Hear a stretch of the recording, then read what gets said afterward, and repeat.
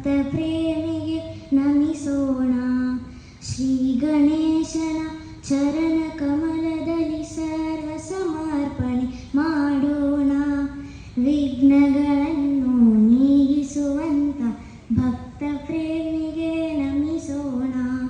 ಕರಿಮುಖ ಗಣಪ ಕಾಯೋ ಎಂದು ದಿನ ದಿನ ಪೂಜೆಯ ಮಾಡೋಣ. ಕರಿಮುಖ ಗಣಪ ಕಾಯೋ ಎಂದು ದಿನ ದಿನ ಪೂಜೆಯ ಮಾಡೋಣ. ಕರುಣಾನಯನ ಕೃಪಾ ಅಟಾಕ್ಷದ ಗಂಧಾಕ್ಷತೆಯ ಪಡೆಯೋಣ. ಕರುಣಾನಯನ ಕೃಪಾ ಅಟಾಕ್ಷದ ಗಂಧಾಕ್ಷತೆಯ ಪಡೆಯೋಣ. ಶ್ರೀ ಗಣೇಶನ ಚರಣ ಕಮಲದಲ್ಲಿ ಸರ್ವ ಸಮರ್ಪಣೆ ಮಾಡೋಣ.